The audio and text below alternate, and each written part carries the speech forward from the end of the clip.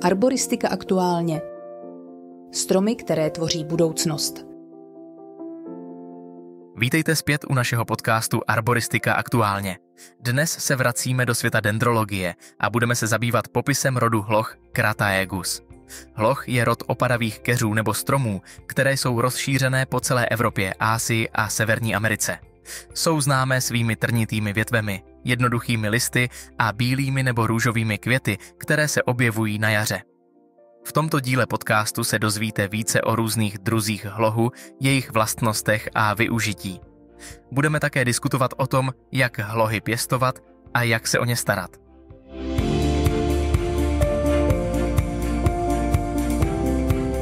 Hlohy jsou opadavé keře nebo menší stromy, které dorůstají do výšky 5 až 15 metrů. Charakteristické jsou svými trnitými větvemi, jednoduchými listy a pětičetnými květy bílé, světle růžové a někdy i šarlatové barvy, které se objevují na jaře.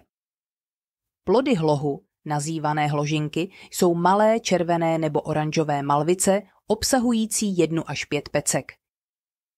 Vědecký název rodu Crataegus pochází z řeckého slova kratos, což znamená síla a odkazuje na pevnost hlohového dřeva.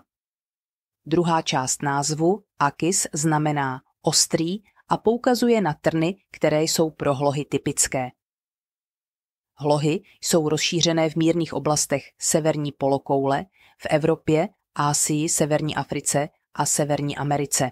Zajímavé je, že tento rod se pravděpodobně poprvé objevil v Eocénu, kdy byla Severní Amerika a Evropa propojeny severoatlantickým pevninským mostem. Nejstarší známé listy hlohu pocházejí z Eocénu v Severní Americe a z Oligocénu v Evropě. Počet druhů v rodu Crataegus se liší v závislosti na taxonomickém výkladu. Někteří botanici v minulosti rozpoznávali 1000 a více druhů, z nichž mnohé jsou apomiktické mikrospecie. Dnes se odhaduje, že existuje přibližně 200 druhů hlohu. Hlohy hrají důležitou roli v ekosystému, protože poskytují potravu a úkryt pro mnoho druhů živočichů. Jsou také oblíbené u lidí pro své léčivé účinky a využití v potravinářství. Plody hlohu se používají k výrobě džemů, marmelád, syrupů a dalších potravin. Mladé listy a poupata se dají použít do salátů, v lidovém léčitelství se hloh používá k léčbě srdečních onemocnění, vysokého krevního tlaku a dalších zdravotních problémů. Moderní výzkumy potvrzují, že extrakt z hlohu má pozitivní účinky na kardiovaskulární systém. Květy hlohu jsou významným zdrojem nektaru pro hmyz. Listy slouží jako potrava pro housenky mnoha druhů motýlů.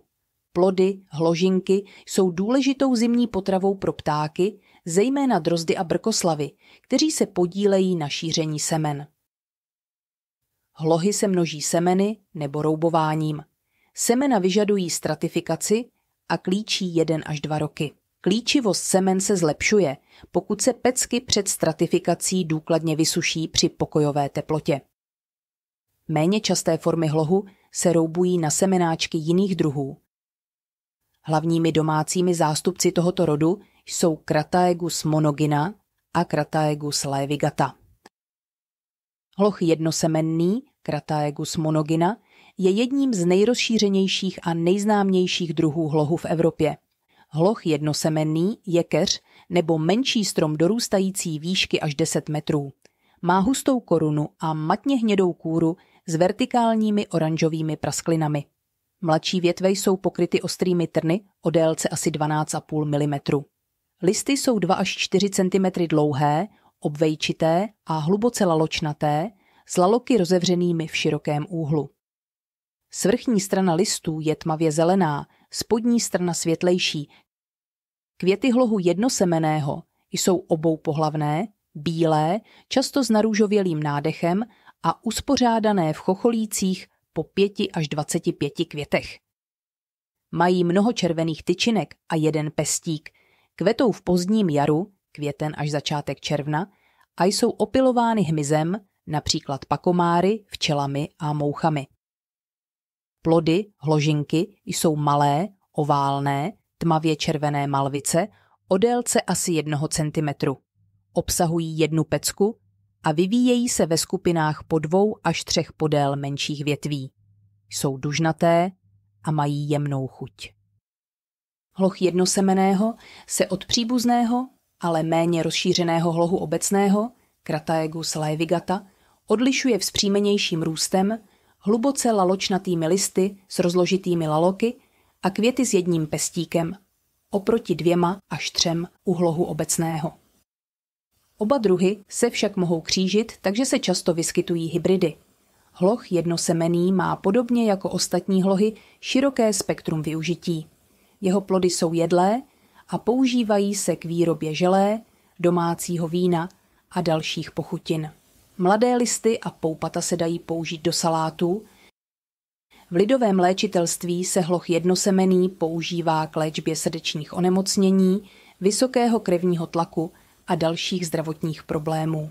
Je také oblíbenou okrasnou dřevinou a často se vysazuje v parcích a zahradách. Hloh obecný, Crataegus laevigata, je dalším významným druhem hlohu, který se vyskytuje v západní a střední Evropě. Hloh obecný je velký keř nebo menší strom dorůstající do výšky 8 metrů, vzácně až 12 metrů. Má hustou korunu a listy o délce 2 až 6 cm a šířce 2 až 5 cm s 2 až 3 mělkými, dopředu směřujícími laloky na každé straně listu. Květy jsou oboupohlavné, bílé nebo světle růžové, uspořádané v chocholících po 6 až 12 květech. Každý květ má 5 okvětních lístků a 2, někdy 3 pestíky. Květy jsou opylovány hmyzem. Plody jsou tmavě červené malvice o průměru 6 až 10 mm, mírně širší než delší, obsahující 2 až 3 pecky. Hlavní rozdíly mezi hlohem obecným a hlohem jednosemenným jsou listy. Hloh obecný má listy pouze mělce laločnaté s dopředu směřujícími laloky, zatímco hloh jednosemenný má listy hluboce laločnaté s laloky rozevřenými v širokém úhlu. Květy. Hloh obecný má květy s více než jedním pestíkem, obvykle 2 až 3, zatímco hloh jednosemenný má květy pouze s jedním pestíkem. Plody. Plody hlohu obecného obsahují více než jednu pecku, obvykle 2 až 3, a proto jsou mírně oválné, na rozdíl od kulatých plodů hlohu jednosemenného, které obsahují pouze jednu pecku. Hloh obecný a hloh jednosemenný se mohou křížit, čímž vznikají hybridy označované jako media. V minulosti byl hloh obecný nesprávně označován jako Oxyacantha. Toto jméno je nyní považováno za neplatné, protože jeho použití bylo nejednoznačné. Existuje několik kultivarů hlohu obecného, například François Rigaud se žlutými plody, Paul's Scarlet s dvojitými červenými květy, Punicea s růžovo-bílými květy a Rosea Flore Pleno s dvojitými růžovými květy. Tyto kultivary jsou považovány za hybridy mezi C. laevigata a C. monogyna. Z introdukovaných druhů si zmiňme následující zástupce. Hloh kuří noha, Crataegus cruz-galli, je severoamerický druh hlohu, který se vyznačuje specifickým tvarem trnů a celkovým vzhledem. Jeho jméno je odvozeno od dlouhých, ostrých trnů, které připomínají ostruhy kohouta. Hloh kuří noha je menší strom dorůstající do výšky asi 10 metrů. V mládí má zaoblený tvar koruny, s věkem se rozkládá a splošťuje. Listy jsou 5 až 6 cm dlouhé, leskle tmavě zelené a na podzim se zbarvují do zlatova až červena. Květy jsou bílé a mají nepříjemnou vůni. Plody jsou malé červené malvice. Většina divokých forem má dlouhé a ostré trny. Hloh kuří noha je oblíbený okrasný strom, zejména varieta inermis, která nemá trny. Mnoho dalších divokých forem by se hodilo pro krajinářské úpravy, pokud by byly více známé. Existují i formy se žlutými plody. Hloh lavalův, Crataegus x lavalei, je hybridní druh hlohu, který vznikl křížením 2 kultivovaných druhů, Crataegus mexicana, někdy mylně nazývaná C. pubescens, a Crataegus calpodendron. Je to okrasný menší strom s lesklými tmavě zelenými listy bez laloků, který se často používá v zahradnictví. Listy se před opadem zbarvují do červena a opadávají velmi pozdě na podzim. Na rozdíl od mnoha jiných druhů hlohu má hloh lavalův jen málo trnů. Plody hlohu lavalova jsou oranžové a na stromě vydrží dlouho. Hloh lavalův je díky svému atraktivnímu vzhledu, pozdnímu opadu listů a oranžovým plodům oblíbenou okrasnou dřevinou. Často se vysazuje v parcích, zahradách a stromořadích. V souvislosti s hlohy se musíme podívat i na jednu z nejnebezpečnějších chorob, která postihuje růžovité rostliny, a to na bakteriální spálu růžovitých. Tato choroba, způsobená bakterií Erwinia amylovora, je skutečně závažným problémem pro ovocnáře, školkaře i sadovníky. Je považována za nejdestruktivnější bakteriální onemocnění této čeledi na celém světě. Když Erwinia amylovora napadne rostlinu, dochází k vadnutí a odumírání květů, spálám listů a plodů, ale také usychání a odumírání vegetačních vrcholů. U některých rostlin můžeme vidět charakteristické hákové ohýbání letorostů, které je typickým znakem pro tuto chorobu. A co je na této nemoci ještě znepokojivější, že za optimálních podmínek dokáže zničit celý sad nebo školku během jediného vegetačního období. Bakterie Erwinia amylovora napadá celou řadu hostitelů. Kromě hrušek, které jsou na tuto chorobu nejcitlivější, jsou to například jabloně, myšpule, kdoule, jeřáb, ale i hloch, skalník a další. A bohužel, pokud se choroba nepozná včas, obvykle není možné postižené dřeviny zachránit. Tato bakterie je karanténní organismus a podezření na její výskyt je nutné hlásit na státní rostlinolékařskou správu.